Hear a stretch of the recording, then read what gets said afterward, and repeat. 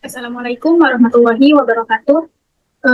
Sebelumnya, perkenalkan nama saya Naila Mardia dari kelas 1F dengan NIM 124090310501660. Oke, jadi di sini saya akan mempresentasikan tutorial untuk membuat studi literatur review atau yang kita singkat dengan SLR. Oke, bisa kita next. Nah, di sini ada langkah-langkah untuk membuat SLR. Yang pertama, menentukan pertanyaan penelitian. Yang kedua, pencarian literatur. Yang ketiga, seleksi studi. Yang keempat, ekstraksi data. Yang keempat, sintesis dan analisis data. Dan yang terakhir adalah pelaporan hasil. Oke. Nah, yang pertama adalah menentukan pertanyaan penelitian. Langkah pertama dalam SLR adalah menentukan pertanyaan penelitian yang spesifik dan jelas. Pertanyaan ini harus relevan dengan topik yang ingin kita teliti. Nah, misalnya pada studi literatur review saya, berarti bagaimana pengaruh psikologi warna dan bentuk dalam user interface. Oke, lanjut. Yang kedua adalah pencarian literatur. Nah, setelah menentukan pertanyaan penelitian, langkah selanjutnya, kita dapat melakukan pencarian literatur secara komprehensif. Artinya secara menyeluruh, lengkap, ataupun mendalam.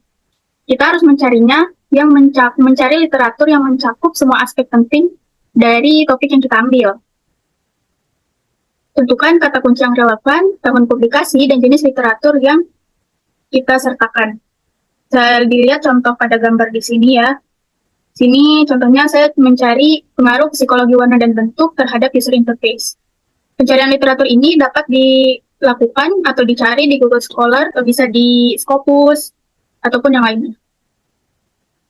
Oke, selanjutnya setelah kita mencari literatur, kita menseleksi nih literatur yang kita cari.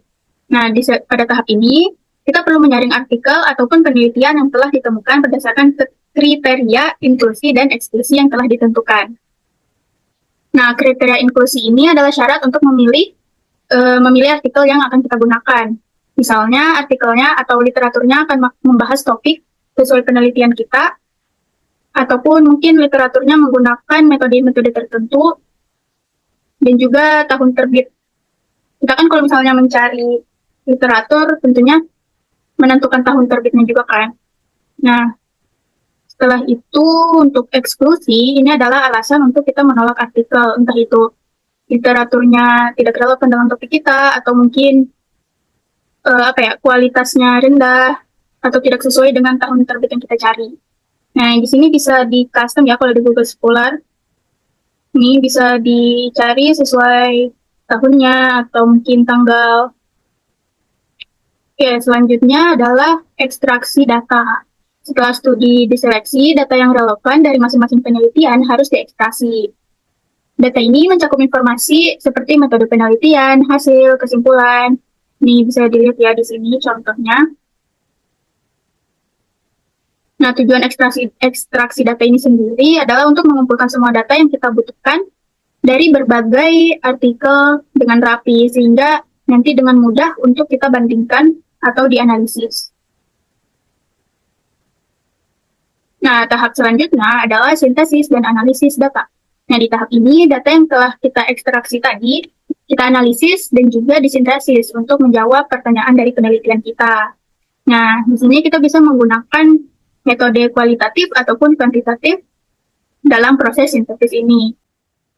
Intinya, pada tahap ini, kita akan benar-benar memahami apa yang kita temukan dari penelitian-penelitian sebelumnya, lalu menghubungkan penelitiannya dengan pertanyaan yang ingin kita jawab dalam penelitian kita.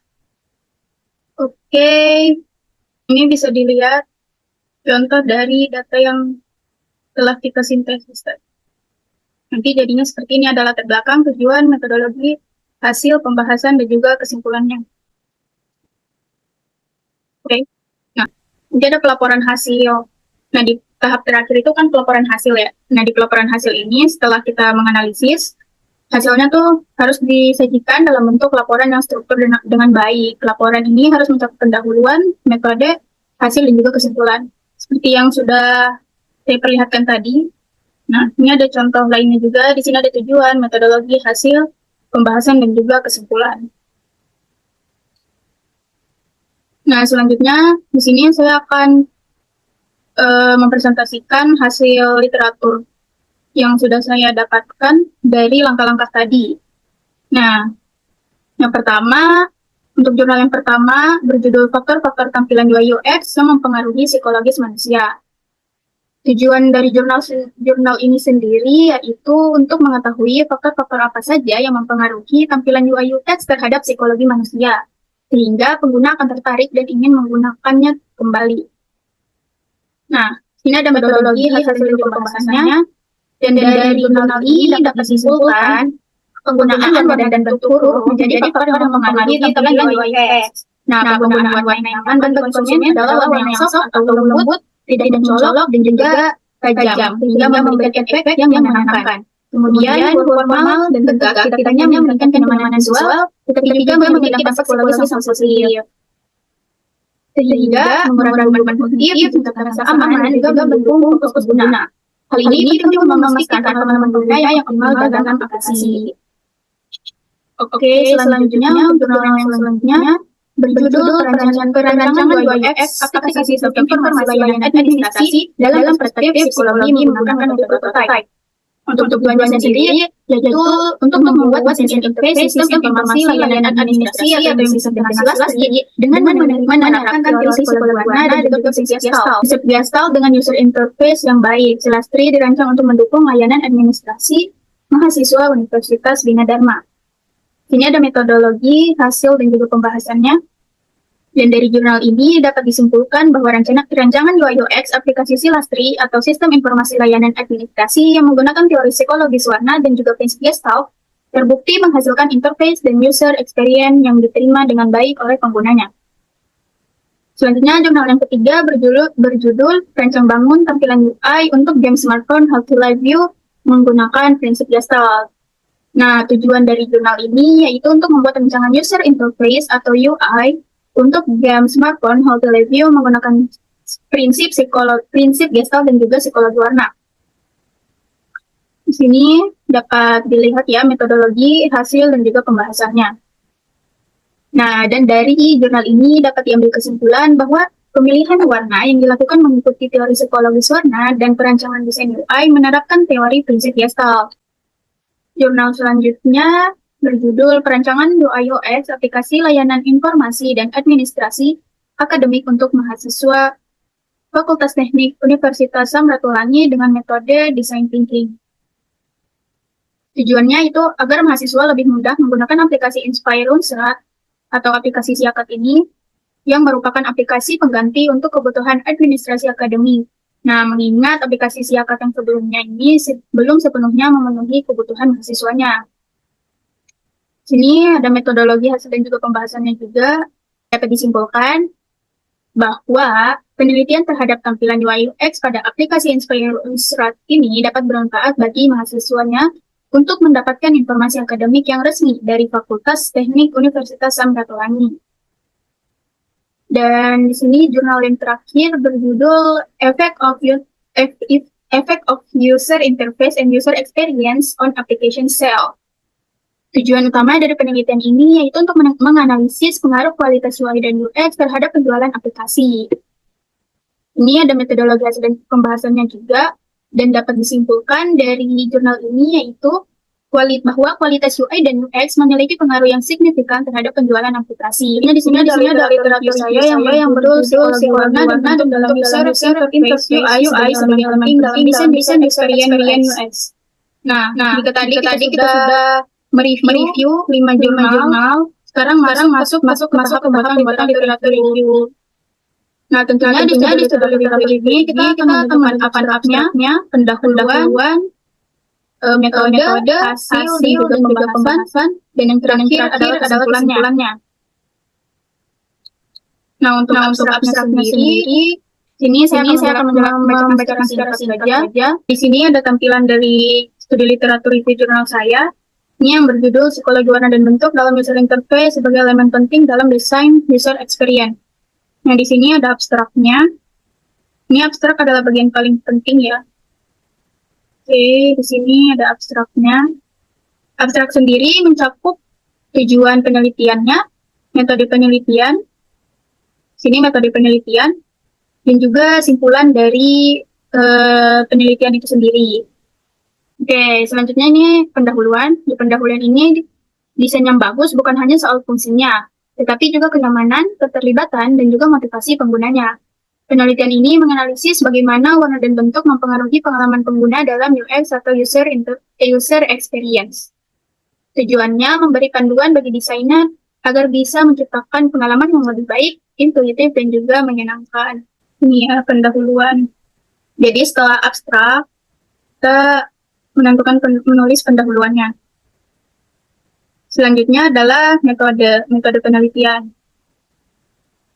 Nah, penelitian ini adalah penelitian literatur review, yaitu sebuah pencarian jurnal yang berkaitan dengan judul yang telah saya ambil, yaitu psikologis warna dan bentuk dalam user experience atau UX. Nah, jurnal yang dikumpulkan merupakan riset pendekatan dari efek psikologis warna dan bentuk pada UX dalam bidang umum.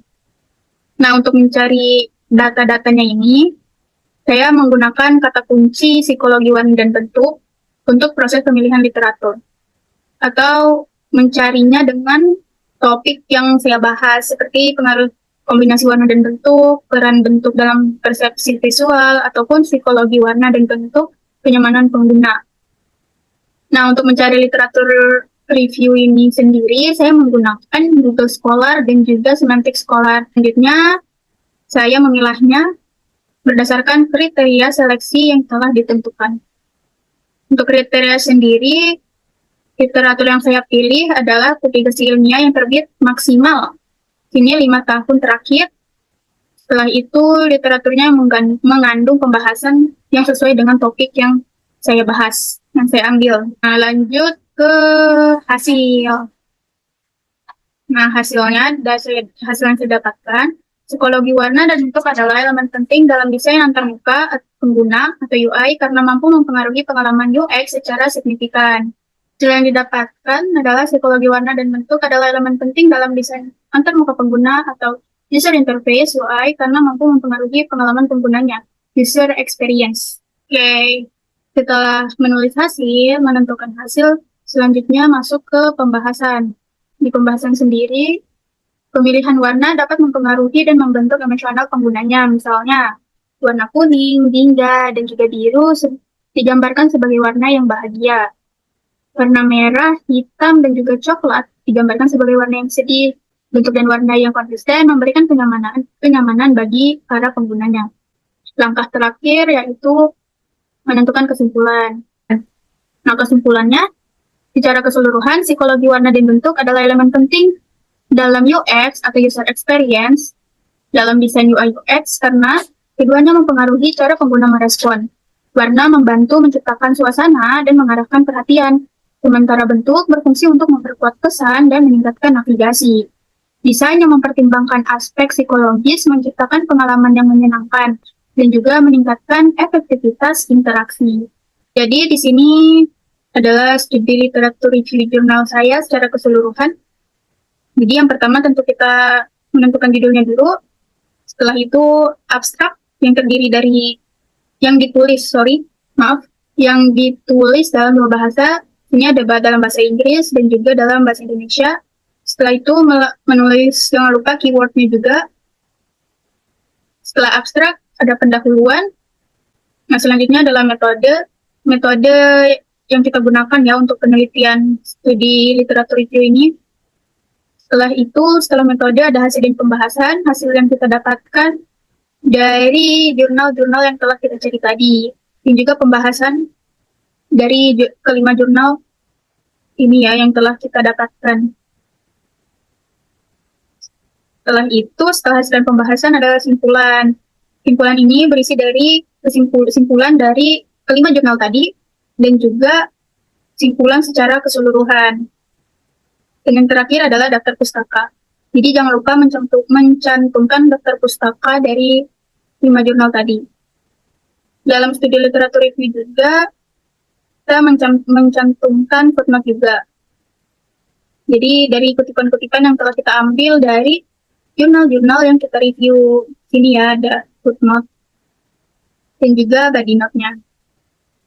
Ini body note. Oke, sekian dari saya. Kurang lebihnya mohon dimaafkan. Terima kasih. Wassalamualaikum warahmatullahi wabarakatuh.